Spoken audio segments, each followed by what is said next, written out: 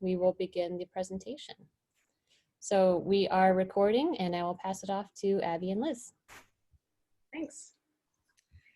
Thank you, Katie, and thanks so much for joining us for the MeBe Learning, your ABA Holiday Survival Guide. I'm Abigail Bunt, co-founder and executive clinical director of MeBe. And I'm Elizabeth Jordan, director of quality assurance at MeBe. So we're excited to share some tips that hopefully you guys will find helpful for this holiday season. And I apologize, I'm still just learning how to use this format. So just an introduction about MeBe. We are a non-public organization that provides one-to-one applied behavior analysis, or ABA therapy, speech language therapy, and occupational therapy to children ages birth through adulthood and their families who are impacted by autism spectrum disorder and related disorders. We currently are offering services in San Diego, Los Angeles, San Francisco Bay Area, Seattle, Denver, and Phoenix. Our mission is to empower families, professionals, and communities by educating and training them on evidence-based approaches to improve the quality of life of those who they love and serve, so every individual may achieve their maximum potential.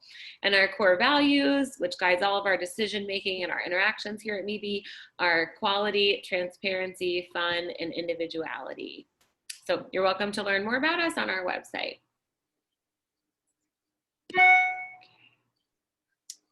All right, so the learning objectives for today. So we're gonna cover how to prepare for the holiday season, managing your daily routine, and what to do when things don't go as planned.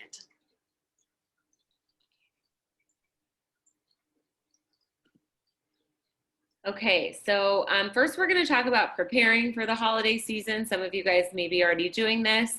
But before we jump in, I just want to say Liz and I are totally comfortable with this being more conversational. I know that's a little different on Zoom, but please feel free to chat in the chat box. We'll ask questions. Please chime in because we want to make sure that you're leaving with useful tips. So if you want information on examples that we're not providing, please jump in and say so.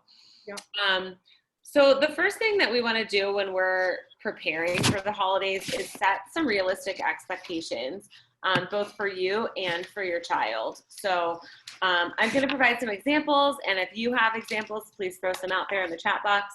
But things that come to mind, and I should have said this in my intro, but I have 3 kids that are 5 and under, so expectations are a big thing for us, and being realistic is crucial. So, you know, some things that come to mind when you're having holiday meals, possibly with a small group this year due to COVID. How long are you gonna expect your child to sit at the table? I know that I can't expect my kids to sit through an entire meal, so I need to be realistic about how long they can stay at the table and what we're gonna do when they need a break. I think about what foods I'm gonna expect them to eat. I don't mind sharing a really embarrassing personal story where at Thanksgiving just last week that we shared with my in-laws, we sat down and all of my kids announced that they didn't like at least one thing on the table before they said a thank you or that they did like something. So setting realistic expectations. Your kids might not like everything that's on the table. If any of you went to the last feeding webinar, this is something that you're familiar with, but what are your expectations? Like, what are you expecting them to eat? What are you expecting them to say if they don't like something? I know in my household too, presents is a big thing. How long do I expect presents to be under a tree or wherever we put them, depending on what holiday you're celebrating, before they're allowed to open them? Or do they have to wait while someone else is opening theirs? So setting realistic expectations around those traditional activities. Yeah, I think those are the things that come to mind for me. Is there anything in the chat box? Does anyone have questions so far? Nothing in the chat yet. Okay. Awesome. Preparing others is also really important, whether we're talking about family or friends who might be with you. You know, some information worth sharing might be whether or not your child prefers to be hugged or not when greeted. You know, letting people know if your child is maybe sensitive to noise. And of course, providing tips on how to best include your child in activities. And then I think also, one really important thing is, providing some guidance on how to respond if your child is becoming upset. I'm really big on just kind of just laying it all out there and saying, this might happen, this might come up, this is what we can kind of do to make sure that the encounter is like really positive. And so I think just really, just thinking about things that'll be helpful for family and friends to, know about your child. Recruit support. So maybe there's someone that you're going to see over the holidays who's been really helpful in the past when your child is having a behavior. I know that I have certain friends and family who seem to just be able to get my kid right out of that issue that they're having. So definitely recruit those people. Hey, you were really helpful last time my child fill in the blank. If that happens again, I would love for you to jump in like that. That was really helpful and kind of saved the day. Designate a person that you'll ask to step in when you need a break. So don't think that you can do it all. Disruptions in routine over the holidays are really frustrating, and your child's not the only one that's going to need a break sometimes. So make sure that your significant other or someone else that's going to be with you knows, like, hey, I might ask you if I could just step outside for a little bit, and see if they can help you in that way. Ask others to do cooking or take turns with kids while you cook. So maybe your break is cooking and you need someone else to take the kids. Totally ask them if there's somebody that you feel confident in caring for them. And designate someone to hang out with other children if you have other children, if your child with special needs is having a behavior. So it can be really frustrating and overwhelming if you have one child having a behavior and now all of a sudden everyone wants your attention and now they're all having a behavior. And so it's really important to designate or figure out what's going to happen with your other kids if you have a problem with your child with special needs. Creating a list of the unexpected is also very important. What will you do if one of the planned activities is canceled? I always call it kind of the what if game. We're going to just kind of come up with a list of possible scenarios that might come up. Some might be, some that I can think of might be, what if another child gets a gift or has toys out that your child wants, and maybe that's really difficult for them to kind of deal with? What if your child is maybe bothered by the sounds of wrapping paper, or maybe there's construction happening outside and you didn't anticipate that, right? Another one might be the way in which food is presented might be problematic. Maybe food just happens to be laid out buffet style today and your kiddo likes to have his or her hands in the food, and so that's not something that you had anticipated, the food being presented in that manner. And so those are all unexpected things that come up. And so I'm really curious to know if you guys have any unexpected events that you guys maybe can think of or anticipate. If you do, you can put them into the chat box or the Q&A, and we'll check those as we go along. Awesome. So I can kind of chat about the scenarios that Liz outlined. So then if you guys have any of your own, we can address those as well. So anticipating and deciding how to react to those situations, thinking about, I don't expect there to be excessive noise where we're going, but you know what, maybe it's unexpected, but it happens. So I'm going to bring my child's headphones. So expecting the unexpected, bring all the tools that you might need in any of the scenarios that you've encountered in the past. In terms of sharing, bring some of your child's favorite toys, or something novel. So if someone else unwraps a gift and your kid just feels like they have to have it, have something novel for them. Here, you know what, that's their new toy. They get to have a couple minutes with it before they share. But check out this, what I brought. With regard to food being accessible, this is like a huge one in my family. My kids will circle the dessert table. We've had this problem at birthday parties before. And so I always make sure to bring snacks for them. So that's not available yet, but look what I brought. And I try to kind of dole them out in small pieces so that they're not satiated and their tummies aren't full when it's time to have those other things, but that they're occupied and they're not just kind of like drooling over the table and I'm dealing with, an octopus hands situation. Creating a safe space or safety zone is also helpful, can kind of allow your child to escape from maybe some non-preferred things that might be going on. I know I mentioned noise or distractions earlier. And if we go to the next slide, I can actually highlight some key things that you want to keep in mind when creating this safety zone. So free access is going to be really important. Abby, if you want to, Oh, I'm sorry. next one, no worries, you're good. So when it comes to that safe space, we want to make sure that the child has free access. It should be really easy for them to, transition to that location, whether we're talking about a corner of a room or maybe their room or a separate space. It should be comfortable, free from noise and distractions. There should be access to preferred items and activities. Just keep in mind that this space is meant to be reinforcing for your child. So let's really make it a place that they want to be.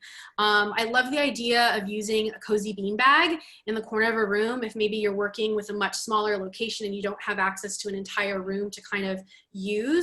I think this is a really good time to get creative and just create this safety zone for your child so they can kind of have their own space away from everything else that might be going on.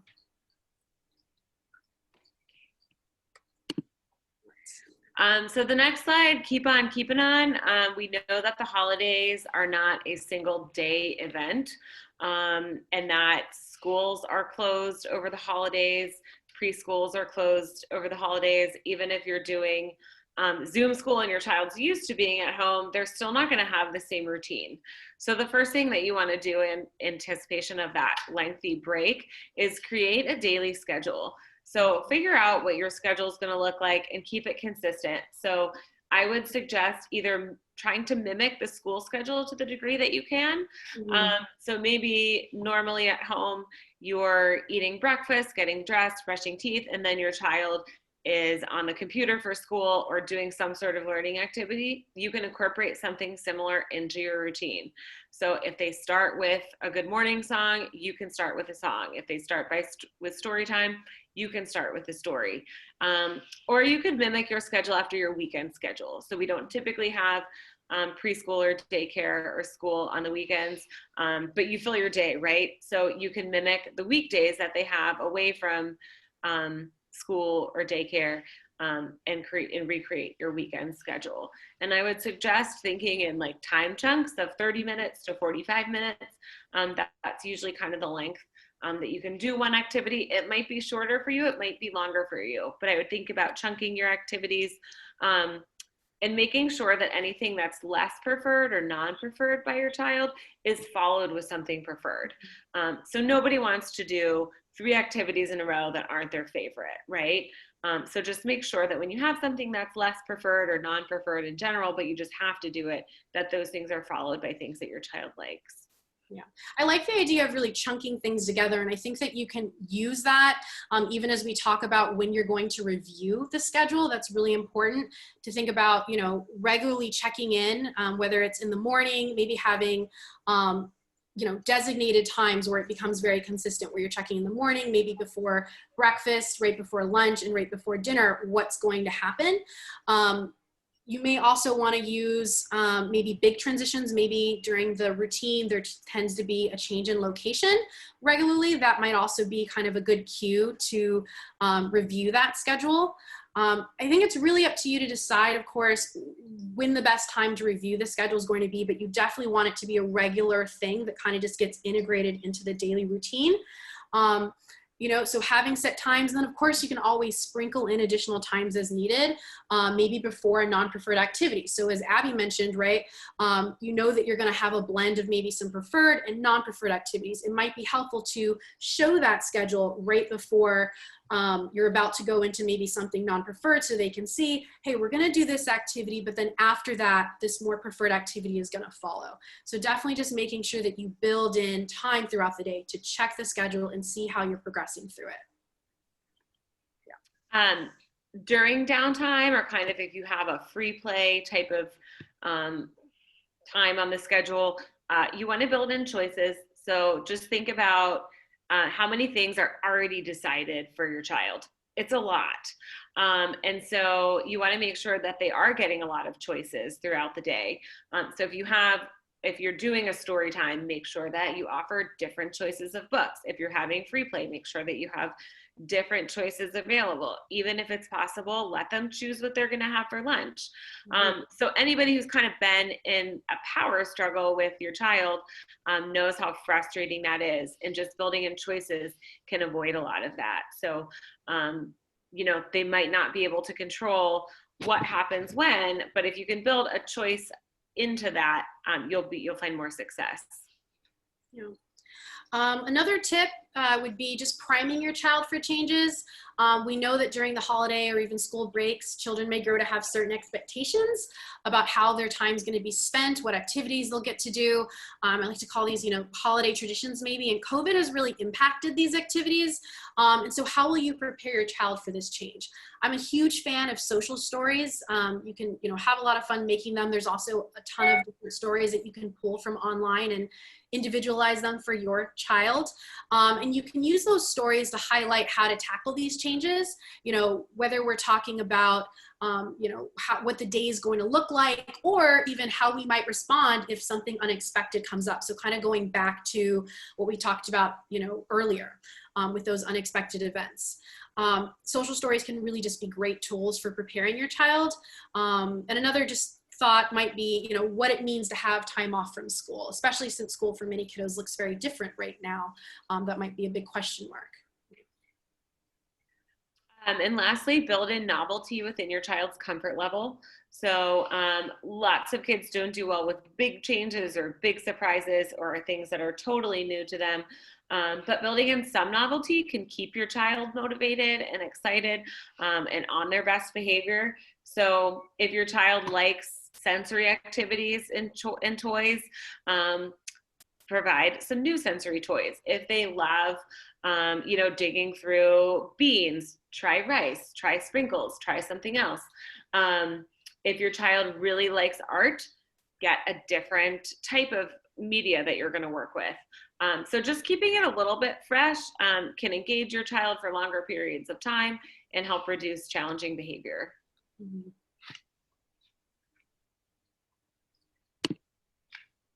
So when it comes to building, you know, or making the visual schedule or putting one together, you have lots of options.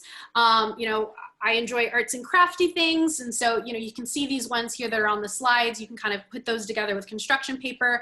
But what's great now is that people are actually making and selling these online. So if that's not really your thing, I know Amazon and Etsy, you can find some of these kits and just use those. You can see here on the right, there's also an example of a, you know, just a simple whiteboard where you're just writing it down. You can cross it off, or in this case, they're using smiley faces. There's also, I wanted to show you guys this app I just recently discovered called Really. This app is pretty awesome. It recently, I don't know how long it's been out, but it essentially, it's free, first of all, and it essentially turns the daily schedule and activities into kind of a video game, which I think makes for a really fun way to navigate these activities. And there's a parent and a child view, so you can actually see how your child's progressing using your phone while they're maybe using a tablet. Or in this case, yeah, I think the child's using a tablet or maybe a computer or another phone. So why don't we actually go ahead and play this video? I just think this trailer this little commercial does a great job sharing the features of this app. So.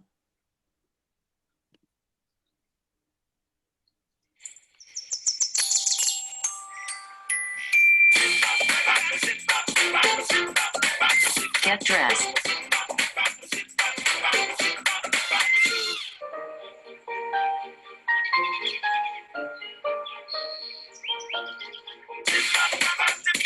Tidy bedroom.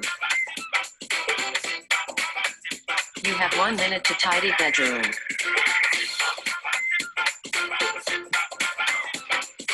Make breakfast.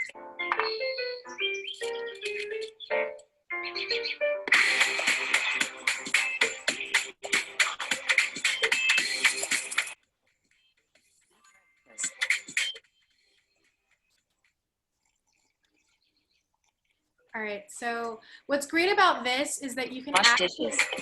sorry. All right, you can actually pause it from here. since it's a little glitchy, that's perfectly fine. So what's great about this too, I don't know if you could see it on the right-hand side, is that the child's actually earning points towards a certain activity. So you actually get to select which things, which possible reinforcers are, whether it's video games or a certain activity.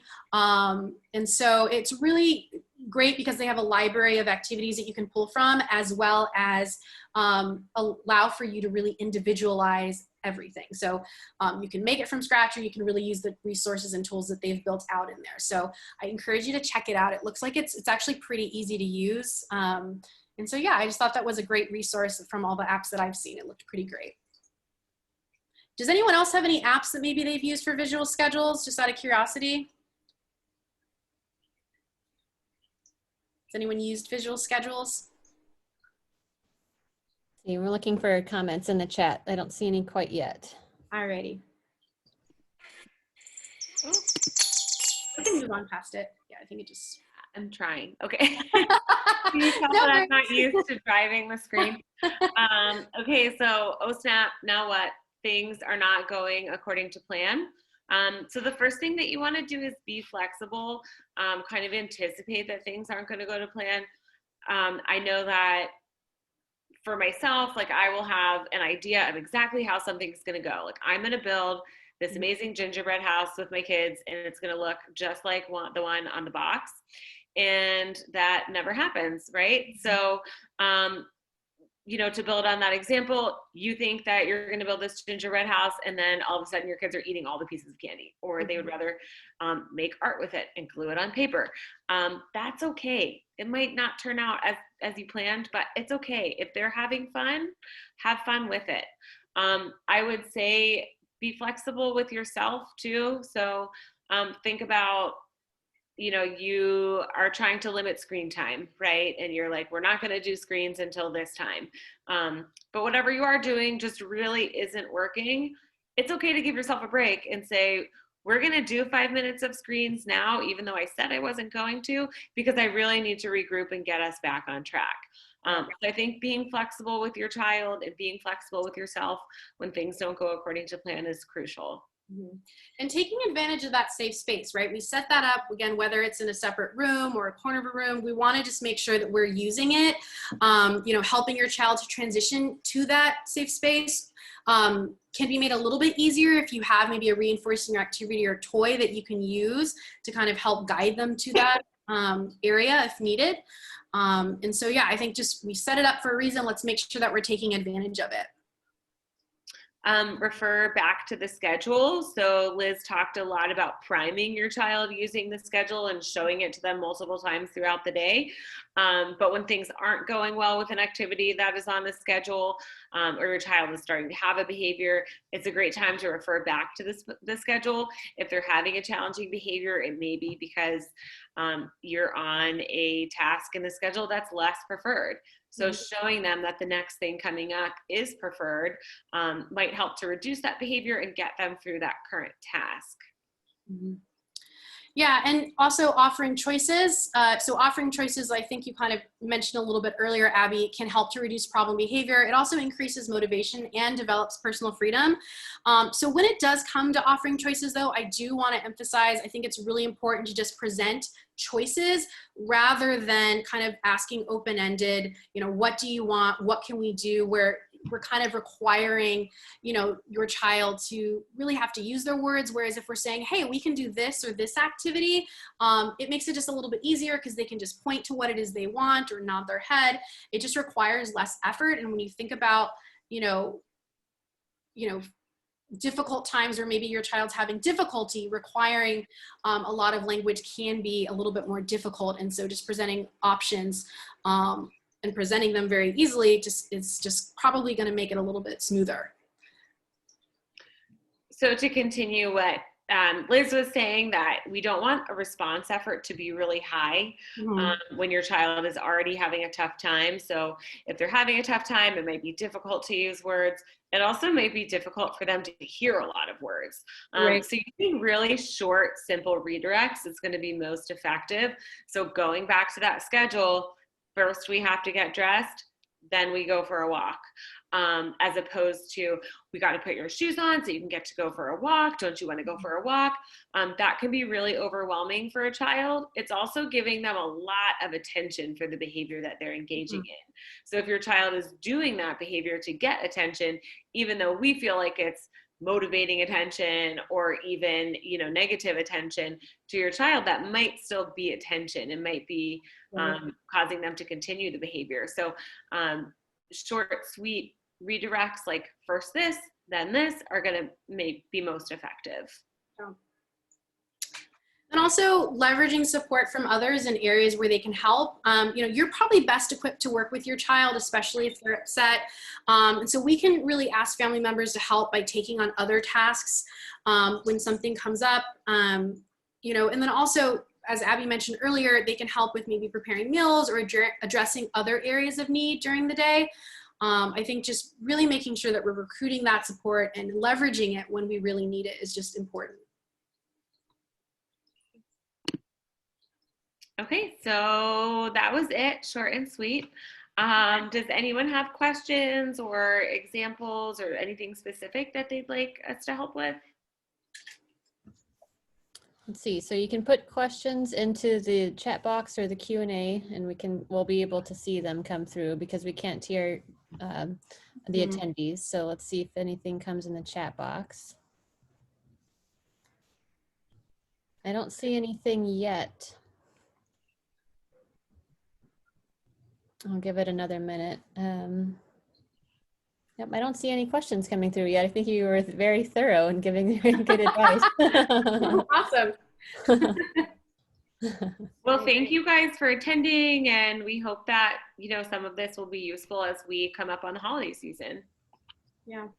All right. Thank you so much to Abby and Liz, and thank you everybody for spending your evening with us. And like I mentioned, this is recorded, so it will be posted on the MeBe website, and I'll send a follow-up email to everybody with the link to the recording as well. We hope to see you next time. We are doing a virtual cookie decorating party later on this month, so maybe we'll see you then. Thank you so much. Have a nice night.